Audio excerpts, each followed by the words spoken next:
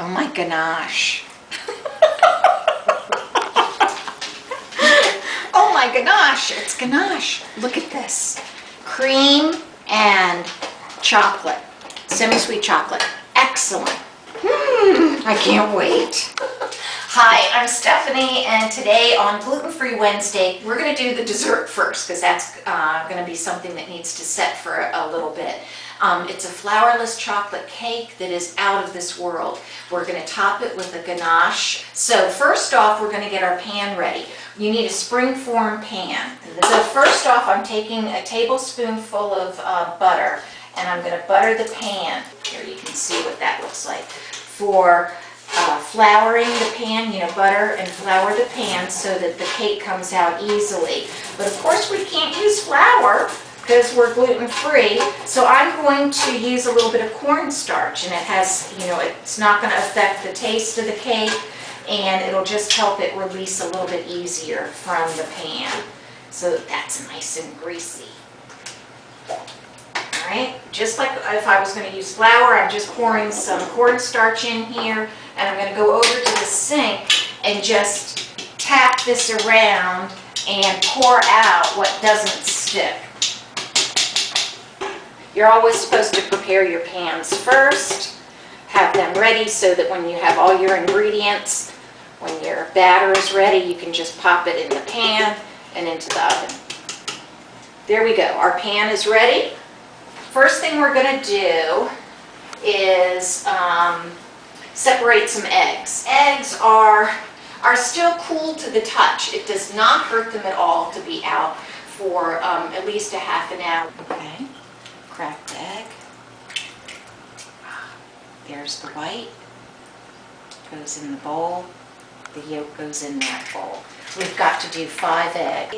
You don't want to get any yolk in your whites. You can get a tiny bit of whites in your yolks, but not the other way around. I'm going to put the eggshells in my compost pile. All right, we've got 7 tablespoons of butter, softened butter. I used 1 tablespoon in for our pan, getting our pan ready, and we're going to melt the butter and chocolate. We've got 8 ounces of good chocolate chips. I got some high-quality chocolate chips. You can really use any semi-sweet chocolate, but the better the chocolate, the better your product is going to be. So that's about 8 ounces of chocolate. So don't be afraid of melting chocolate or when a recipe says to use a double boiler. All right, look, all I've got is a saucepan with some water in it and an oven-proof bowl here. I don't have any special equipment for this. And it's fine, you can improvise. So this particular recipe does have a number of different steps to it, so don't be turned off by that because it really is a pretty easy cake to make. Actually, I like doing the flourless things because that's one less thing you have to add. Okay, so now our next step in this cake is to beat the egg yolks with sugar and vanilla. So I've got 3/4 cup of sugar that I'm adding, and I love this little spout so it can just go right down, and 2 teaspoons of vanilla. And this is some nice vanilla that a friend made for a Christmas present. I'm going to have to take them out of this bowl because I need this to whip the egg whites and I don't have another mixer. Okay, so I washed out my bowl because I'm going to beat the egg whites. One thing that's really important when you're beating egg whites is have an absolutely clean bowl, no water, nothing else in there because it won't help your egg whites get really nice and fluffy. All right, so what we're going to do, I've got the egg whites here. I'm pouring them in. Remember, we talked about having everything at the eggs at room temperature. The egg whites, what we're trying to do is get a lot of air beat into them. And when they're at room temperature, the egg whites are more elastic and you can get more air beat into them. And apparently you can get like 6 times as much air into the egg whites when they're room temperature than when they're just fresh out of the refrigerator when they're cold. We're also going to add a little bit of salt to this.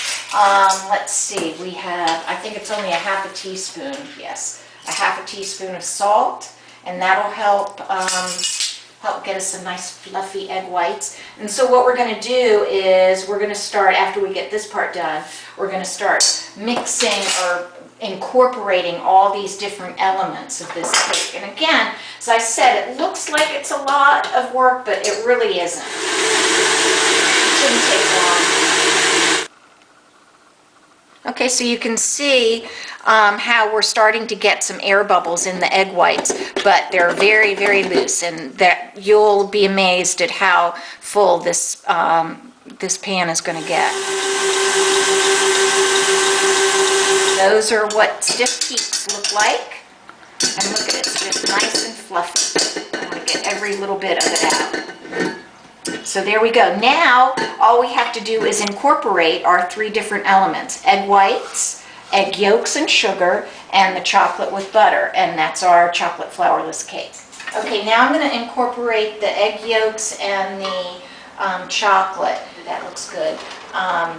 The chocolate isn't hot any, it's cooled off, but one thing you might have to worry about or just be careful of, be aware of, is that your chocolate isn't too hot when you're adding the eggs, because it'll cook the egg yolks, and you don't want that to happen. Fold in our egg whites. My daughter hates making these kind of cakes because she's afraid of egg whites, just afraid of folding in.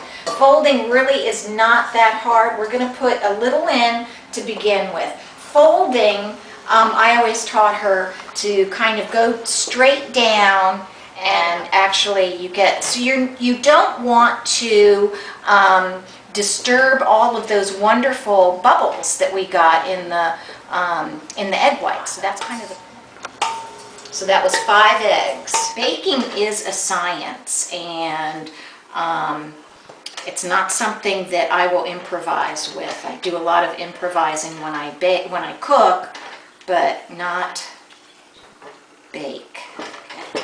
So I think I've gotten my daughter to the point where she will do egg whites for me now. I like giving her directions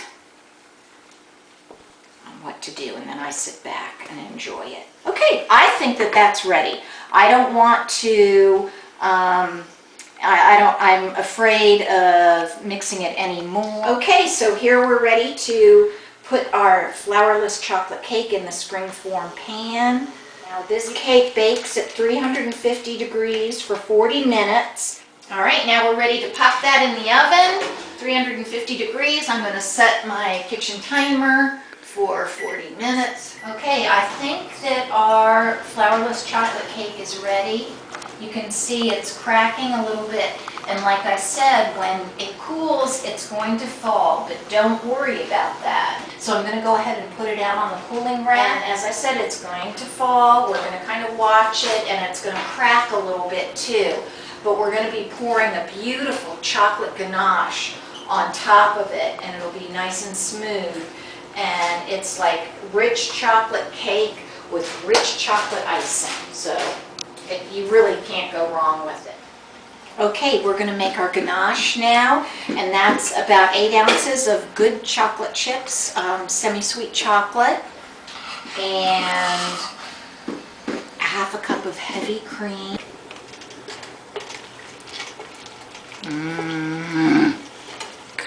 Lord, what could be better than this? Oh my ganache. Oh my ganache, it's ganache. Look at this. Cream and chocolate, semi-sweet chocolate. Excellent. I can't wait. Okay, we finished our ganache, and what I wanted to do, because it is for Valentine's Day, is I wanted to try decorating it. I'll cut out a heart and sprinkle powdered sugar around. All right, let's see what happens. Ta-da! Oh, isn't that precious? Isn't that nice for your Valentine?